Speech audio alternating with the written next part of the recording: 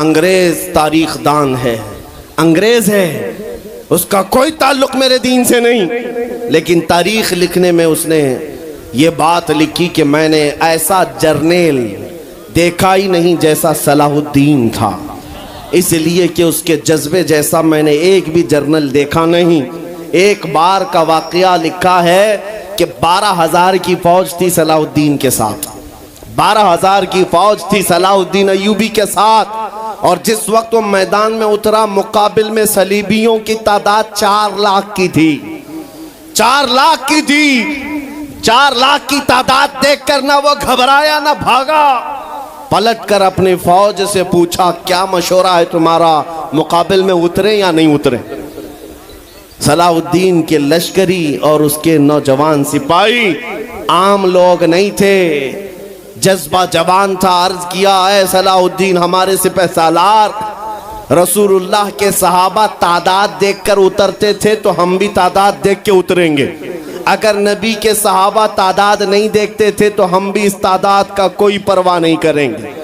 सलाहुद्दीन उनकी बातों को लेकर उतर तो पड़ा। तारीख लिखने वाला अंग्रेज आदमी है, कहता है मुकाबला कर लेना और बात होती है, लेकिन 4 लाख को तितर बितर करके रख देना तारीख की अलग बात होती है। सलाहुद्दीन के इस कारनामे के बाद वो अंग्रेज तारीख दान कहता है हमारे इलाकों में हाल ये हो गया था, हमारे यहाँ की माएँ अपने बच्चों को थपकियां देकर सुलाती थी और ये कहती थी कि बेटा सो जा नहीं तो सलाहुद्दीन आ जाए। सुभान अल्लाह, सुभान अल्लाह। ये मैं इसलिए बातें अर्ज कर रहा हूं कि सलाहुद्दीन अय्यूबी की ताकत वो उनकी अपनी बॉडी की ताकत नहीं थी, वो ना ही किसी जगह से वर्जिश करके हासिल की हुई ताकत थी। सलाहुद्दीन की ताकत इश्क़ मुस्तफ़ा की वजह से थी, वो मोहब्बत रसूल का पैकर था। हमने तारीख में उन जवानों को देखा है जिन्होंने तारीख उलट करके रख दिया है, जिन्होंने जमीन में एक अलग परचम लहरा कर रख दिया है। आपको पता है इसी हिंदुस्तान की सरजमीन पर सबसे पहला 10,000 का लश्कर लेकर आने वाला एक जवान, अरब से सबसे पहले आने वाला मोहम्मद बिन कासिम सिर्फ 19 साल की उम्र में आया था। 19 साल की उम्र में आया था।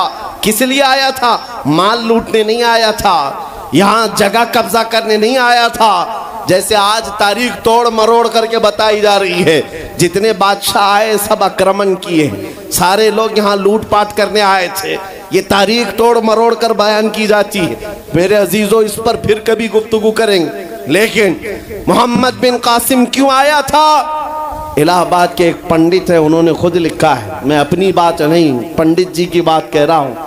उस वक्त हालात ऐसे हो गए थे कि चंद औरतें, मुसलमान औरतें जो श्रीलंका की सरजमीन से हज के लिए जा रही थी, उस वक्त राजा दाबिर सिंह उसके कुछ गुंडों ने इन औरतों को पकड़ लिया, उनकी इज्जत लूटी, उनका माल लूटा, उनको कैदी बनाया।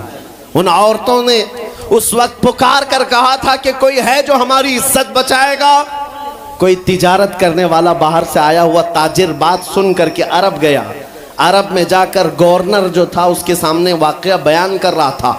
19 साल का जवान मोहम्मद बिन कासिम वहाँ से गुजर रहा था। उसने इतना वाकया सुना कि हिंद की सरजमीन पर कुछ हमारी बहनों की इज्जत लूटी जा रही है। वहीं खड़े होकर उसने कहा लब्बैक या उख्ती, ऐ मेरी बहन मैं तेरी इज्जत की हिफाजत के लिए आ रहा हूँ।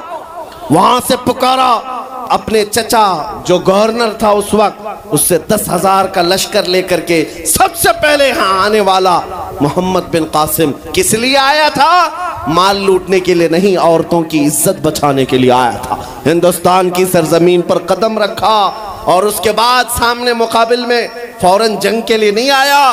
कहा कि जिन औरतों को कैदी बनाया वो छोड़ दो, जो हज के लिए जा रही थी उन्हें आजाद कर दो, और दूसरी बात जिन्होंने गुंडागर्दी की है उन्हें पकड़ो और जेल में डालो। राजा को घमंड था, उसने इनकार किया तो मोहम्मद बिन कासिम ने कहा चलो आओ मोहम्मद अरबी के शेरों से मुकाबला हो जाए। 3 दिन का मुकाबला हुआ था, न राजा बचा न बाजा बचा, सारे हजारे इधर से उधर हो गए और मोहम्मद बिन कासिम का परचम लहराया। मेरे अजीजों, औरतों की इज्जत का मुहाफिज 19 साल का जवान था, जिसने आते ही औरतों की इज्जत भी बचाई और मेरे दीन का परचम भी लहराया। मैं आज पूछता हूं, हमारी उम्रें कितनी हो गई? कई जवान 25 साल 30 साल क्रॉस कर चुके। आज बहुत सारी औरतों की इज्जतें जब लूटी जाती हैं, तुम तो मोबाइल में देख देख करके शेयर कर देते हो, वीडियो इधर से उधर फैला देते हो और उसके बाद समझते हो हम बहुत बड़ा काम कर रहे हैं। हर कोई यही कहता है सबको शेयर करो, सबको शेयर करो। काय के लिए शेयर करो? मेरे अजीजों, ये कौन सी जंग लड़ रहे हो? व्हाट्सएप मोबाइल की जंग लड़ रहे हो? तुम्हारे अंदर अगर गैरत बाकी है तो मेरे अजीजों, किसी की इज्जत लुटते हुए देखकर तुम तमाशा नहीं कर सकते। ईमान बेदार करो, ईमान बेदार करो। ये आज हालात क्यों आए? इमाम गजाली की एक बात मैं सुनाता हूं। बहुत सालों पहले उस इमाम ने कहा था, 1000 साल पहले तकरीबन, उस इमाम ने कहा था, जब इस उम्मत के सामने उनके रसूल की तौहीन हो रही हो और उम्मत खामोश बैठी रहे तो चंद दिन इंतजार करें, इनकी माँ और बहनों को बाजार में लाकर नीलाम किया जाएगा, इनकी माँ और बहनों की इज्जत लूटी जाएगी और ये कुछ ना कर सकेंगे, इनके बच्चों को मारा जाएगा और ये कुछ ना कर सकेंगे। मैं आज महसूस कर रहा हूँ हुजूर की गुस्ताखी पर और तौहीन पर खामोश रहने का नतीजा ये है कि अब हमारे घर भी सलामत नहीं रहेंगे। लोग आज चीख रहे हैं, मस्जिदें वीरान हो गई, मस्जिदें टूट रही हैं, खानकाहें टूट रही हैं, न जाने कितने मज़ारात बिल्डोजर से ख़त्म किए जा रहे हैं। ये तमाम बातें अपनी जगह पर। मैं आपसे पूछता हूँ, जाने ईमान, रसूलुल्लाह तरह चल तो नहीं सका, लेकिन खुद कैसे चलता था ये भी भूल गया, और मैं उसको थोड़ा बदल करके अपनी कौम के लिए कहता हूं, शेर चला कुत्ते की चाल और अपनी चाल भूल गया। अल्लाह ने तुम्हें मोहम्मद अरबी का शेर बनाकर पैदा किया। हकीकी बात है ये मेरे अजीजों, हकीकी बात है। एक जिनके यहाँ कीड़े बहुत ज्यादा होते हैं, वो मेरे साथ छेड़खानी कर रहे थे। 2 दिन कबल की बात है, मैंने किसी जगह तकरीर किया तो मुझे छेड़खानी कर रहे थे। हमारे दीन से कोई ताल्लुक़ नहीं। मैंने किसी छोटे दज्जाल के बारे में कहा तो उन्हें बड़ी लग गई थी। आज की तकरीर फिर वो सुन रहा होगा, साहब मैं कहता हूँ, मुझे उन्होंने मैसेज में कहा है, गोश्त खोर मौलाना, गोश्त खोर मौलाना, गोश्त खाते हैं और स्टेजों पर चिल्लाते हैं। मैंने जवाब में कहा, अल्लाह का बड़ा शुक्र है गोबर खोर तो नहीं है, अल्लाह का बड़ा शुक्र है हम गोबर को कोहे नूर कहने वाले तो नहीं हैं। अल्लाह ने दूध पीने वाली कौम में पैदा किया है, पेशाब पीने वाली में नहीं। नारे तकबीर, नारे रिसालत, नारे हैदरी। मेरे अजीजों, ये कोई बात लतीफे की नहीं है और ना ही छेड़खानी की बात है। मैं उनसे कहता हूँ, हमें छेड़ो मत, हम अपने नबी की बात करते हैं, हम अपने नबी की बात करते हैं, और जहाँ फिर तुम छेड़ोगे तो फिर हम अपने तौर पर जवाब भी देते रहेंगे इंशाअल्लाह। इसलिए कि अपनी अपनी किस्मत की बात है। मुझे गोश्त खोर मौलाना कह रहे हो और ख़ुद की हालत मालूम नहीं है। अल्लाह करीम का शुक्र है कि हमने दुनिया में देखा है गोश्त खाने वाला भी शेर ही हुआ करता है और गोबर खाने वाला सूअर तो नहीं है। अल्लाह का बड़ा करोड़ा एहसान है। मैं उन बातों में नहीं आ रहा, लेकिन एक बात जरूर कहना चाहता हूं, सुनियो, एक बात कि दुनिया 1000 ताने दे, हमें फर्क नहीं पड़ना चाहिए, अपने नबी के अखलाक को खुल कर कहना है। मैं आपसे पूछता हूं, क्या हमारा ये ईमान है या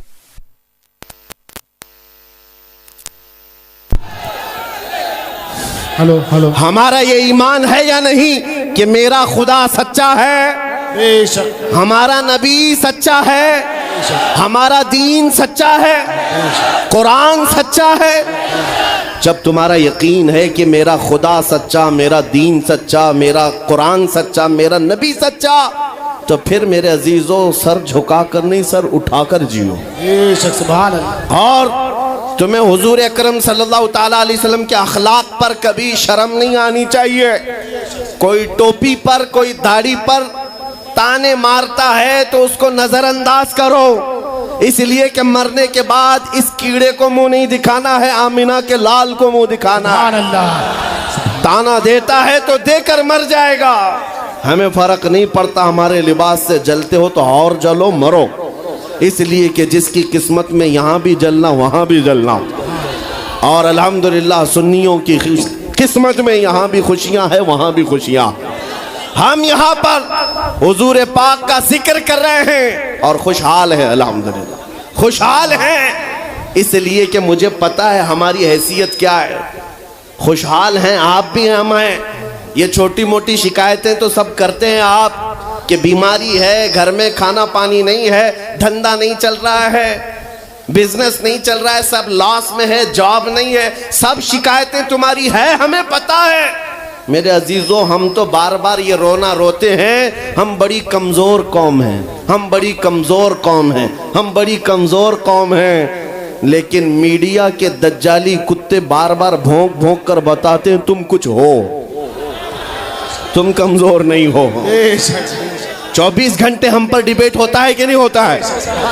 कुल मिलाकर हम पर ही डिबेट। अरे मियाँ, यहाँ तो इलेक्शन भी कैंपेनिंग के लिए हम हैं। हमारे मुद्दे को लेकर के ही सबको लड़ाना है, सबके दरमियान। मैं आपसे ये कहता हूँ, ये बातें यूं ही नहीं, वो बार बार तुम्हें भौंक कर बता रहे हैं तुम कुछ हो, लेकिन तुम कहते हो नहीं मैं कुछ नहीं हूं, हम कमजोर हैं। वो कहते हैं नहीं कमजोर नहीं, तुम कुछ हो। एक तरफ तो कहते हैं कुछ नहीं है, सब बिखरे हुए लोग हैं, पंचर पुत्र भी कहते हैं, लेकिन फिर हम उनसे कहते हैं मियाँ पंचर पुत्र है तो 24 घंटे डिबेट हम पर क्यों करते हो? डर किस बात का है? किस बात का डर है? क्या दूसरी और कौमें नहीं हैं जिसको निशाना बनाओगे? अरे 70 कौमें मौजूद हैं, लेकिन हमें पता है तुम्हारी आंखों में अगर कोई चुभता है तो गुलाम मुस्तफ़ा ही है, इसलिए कि उन्हें भी तारीख पता है। ये अगर निकल पड़े हैं सहरा से बगैर चप्पल के, पैबंद लगे कपड़ों से, तो कैसर और किसरा को भी धूल चटा सकते हैं। वह दुनिया की सुपर पावर ताकतों को घुटने टेकने पर मजबूर करने वाली कौम वो उमर बिन खत्ताब के शागिर्द थे, सहाबाए कराम थे। दुनिया को तारीख पता है कि ये जिस दिन पढ़ने लग गए खालिद बिन वलीद को, जिस दिन ये पढ़ने लग गए सलाहुद्दीन अय्यूबी को, जिस दिन इनको कोई कहने लग गया कि तुम्हारा कोई शिहाबुद्दीन गौरी भी था, तुम्हारा कोई औरंगजेब भी था, तो फिर ये मुर्दा और मुरझाई हुई कौम दोबारा उठने लग गई तो अच्छे अच्छों की नींद हराम हो सकती है। इसीलिए कहा जाता है मुसलमानों के मोहल्ले में नशा बांटो, मुसलमानों को नशा करवाओ, नशा बेचने वाले यही, नशा करने वाले यही, इसलिए कि ये जब तक नशा में रहेंगे हम सुकून से रहेंगे, और जिस दिन ये उठ गए तो दूसरों के सुकून के लाले पड़ जाएंगे। इसलिए मेरे अजीजों, मैं तुम्हें बेदार करने के लिए आया हूं और दुनिया की नजरों में खटकता रहूंगा, लेकिन मेरे पास जितना भी वक्त मौजूद है मैं खामोश नहीं रहूंगा इंशाअल्लाहुल अज़ीज़। कल को भी अगर मेरी फांसी हो जाए मुझे इस बात की परवाह नहीं है, दुनिया से जाएंगे। हमारे एक के मर जाने के बाद उन कुत्तों से कहता हूं कि इसको ये मत समझ लेना कि इस्लाम खत्म हो जाएगा, मुझ जैसे 1000 कट भी जाएं तब भी हम नारा यही लगाएंगे, इस्लाम जिंदा होता है हर करबला के बाद। नारे तकबीर, नारे रिसालत, शहंशाह खिताबत, शेरे हिंदुस्तान सलमान मुफ्ती सलमान हजारी साहब किबला। सुभान अल्लाह, सुभान अल्लाह। मेरे अजीजों, बात आज ईमान की है। मैंने आज तक किसी तकरीर में किसी को असलहा उठाने की बात नहीं की, मैंने कभी किसी को बंदूक बारूद चाकू तलवार की बात नहीं की, और ना ही हमें जरूरत है। मेरे अजीजों, हम तो चाहते हैं कि तुम इश्क रसूल का जामा पहन लो, हुजूर की मोहब्बत का लिबास पहन लो। मेरे अजीजों, चाकू ब्लेड भी उठाने की जरूरत नहीं, तुम्हारे चलते फिरते देखकर कितने कीड़े फना हो जाए। हाँ, सिर्फ तुम्हारी चलत फिरत से कई कुत्ते नालियों में मर जाएं। सबको समझ में आती है बात। और जिन लोगों ने मुझसे पूछा था बार बार, आप कुत्ते किसको कहते हैं, मैंने कहा कोई सुन्नी मुझसे पूछा ही नहीं, किसी ने मुझसे पूछा ही नहीं। ये सारी तकरीरें सुन रहे हैं, आपने पहले ही पूछा तो कहीं ऐसा तो नहीं कि जख्म पर जाकर बात लगी हो। खैर मेरे अजीजों, आपको मैं बारहा बेदार इस बात के लिए करना चाहता हूं, हुजूर के अगर गुलाम हैं तो पूरे गुलाम बनो, पूरे गुलाम। आज के दिन अगर एक नौजवान भी ये अहद कर लिया कि मैंने अपनी मर्जी से बहुत जिंदगी गुजारी है, अपनी लाइफ में बहुत इंजॉय किया है, लेकिन आज के दिन से ये तय करूंगा कि जीऊंगा तो मेरे नबी की मर्जी से जीऊंगा, जिसने भी तय कर लिया, मैं समझता हूं कि ये जलसा वसूल हो गया, हुजूर के कदमों में पहुंच गया। मैं बताओ ए नौजवानों, बचा क्या है हमारी जिंदगी में और क्या बाकी है? क्या चाहिए तुम्हें? पूरी दुनिया तुम नाक रगड़ रगड़ कर हासिल कर भी लिए तो एक दिन तो मौत आनी है, एक दिन तो दुनिया से जाना है। सारी दौलत छोड़ कर जाओगे, इस बात पर सबका यकीन है। तुमने खुद अपने हाथों से कितने मुर्दे दफनाए, तुमने कितने लोगों की कब्रों को खुद अपने हाथों से बंद किया। आज जो ये आंखें खुली हैं अचानक बंद कर दी जाएंगी, ये धड़कनें रुक जाएंगी, तुम हाथ पैर भी नहीं उठा सकते, और ये पूरे लोग उठाकर तुम्हें इतनी छोटी कब्र में डाल कर आते हैं जहां करवट लेने की भी जगह नहीं, सांस और हवा के लिए कोई रोशनदान नहीं, खिड़की नहीं। इतने घने अंधेरे के अंदर तुम तन्हा होते हो। उस कब्र के मुतालिक सोचो, वहां मुनकर नकीर जिसके बारे में पूछ रहे होंगे वो ताजदार मदीना की जात होगी। हुजूर के बारे में तुमसे पूछा जा रहा है कि तुम उनके बारे में क्या कहते थे। इसलिए सुन्नियों, आज ही हम तैयारी क्यों ना कर लें कि कल को कब्र में हमसे फरिश्ते पूछें इनके बारे में क्या कहते थे, तो वहां पुकार कर नकीरैन से कहना तुम पूछ रहे हो इनके बारे में क्या कहते थे, अरे मर के पहुंचा हूं यहां इस दिलरुबा के वास्ते। सुभान अल्लाह, सुभान अल्लाह। मर के पहुंचा हूं यहां इस दिलरुबा के वास्ते। है शबे गौर भी उसी गुल से मुलाकात की रात। अजीजा ने गिरामी वकार, आज ले उनकी पनाह, आज मदद मांग उनसे, कल न मानेंगे कयामत में अगर मान गया। सिर्फ मैं तुम्हारे उन अखलाक की बात कर रहा हूं, बड़े दर्द दिल से कह रहा हूं। आ जाओ वापस उस नुक्ते पर जहां मेरे नबी ने हमें छोड़ा था, आ जाओ उस रास्ते पर जिस पर चलने वालों पर अल्लाह ने इनाम नाजिल किया है। आपको पता है वो सहाबा कराम, ताबईन और औलिया कामिलीन का रास्ता था कि जिनके बारे में इकबाल ने कहा, दी अजाने कभी यूरोप के कलीसाओं में तो कभी अफ्रीका के तपते हुए सहराओं में, दश्त तो दश्त है दरिया भी न छोड़े हमने, बहरे जुल्मात में दौड़ा दिए घोड़े हमने, आ गया ऐन लड़ाई में गर वक्त नमाज, किबला रूहों के जमीन बोस हुई कौमे हिजाज। एक ही सब में खड़े हो गए महमूद आयाज, न कोई बंदा रहा न कोई बंदा नवाज। यह हमारी तारीख थी, यह हमारी तारीख थी। मोहम्मद अरबी सल्लल्लाहु तआला अलैहि वसल्लम के गुलामों की तारीख थी। वो जिस जगह जाते थे परचमे इस्लाम लहराते थे, जहां चल पड़े हवाओं का रुख मोड़ दिया, आंधियों को तोड़ दिया, समंदरों में रास्ता बना लिया, अरे दरिया दजला में घोड़े दौड़ा दिए। ये नबी पाक के गुलाम थे, दुनिया उनसे खौफजदा थी। क्या था उनका नारा? उनका नारा ये था, टल न सकते थे जंग में अगर अड़ जाते थे, पांव शेरों के मैदान से उखड़ जाते थे, अरे हक से सरकश हुआ कोई तो बिगड़ जाते थे, तेग क्या चीज है हम तोप से भी लड़ जाते थे। नारे तकबीर, नारे रिसालत, देखो देखो कौन आया, देखो देखो कौन आया।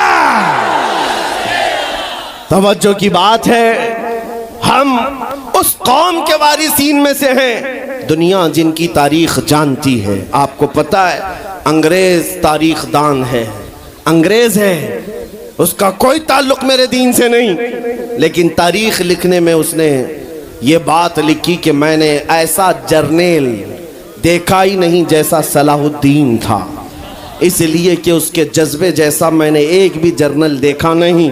एक बार का वाकया लिखा है कि 12,000 की फौज थी सलाहुद्दीन के साथ, 12,000 की फौज थी सलाहुद्दीन अय्यूबी के साथ। और जिस वक्त वो मैदान में उतरा, मुकाबिल में सलीबियों की तादाद 4 लाख की थी, 4 लाख की थी।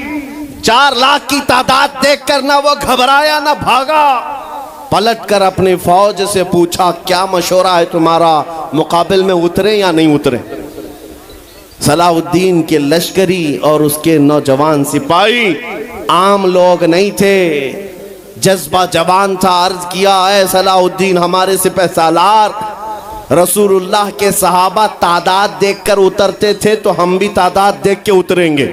अगर नबी के सहाबा तादाद नहीं देखते थे तो हम भी इस तादाद का कोई परवाह नहीं करेंगे। सलाहुद्दीन उनकी बातों को लेकर उतर तो पड़ा।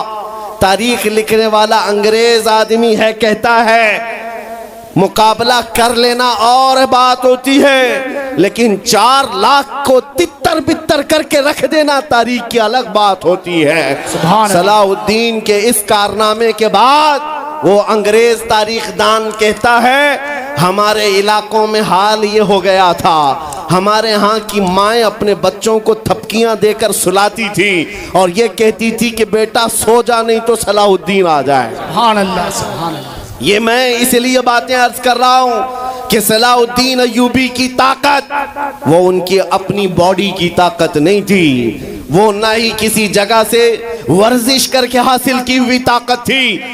सलाहुद्दीन की ताकत इश्क़ मुस्तफ़ा की वजह से थी, वो मोहब्बत रसूल का पैकर था। हमने तारीख में उन जवानों को देखा है जिन्होंने तारीख उलट करके रख दिया है, जिन्होंने जमीन में एक अलग परचम लहरा कर रख दिया है।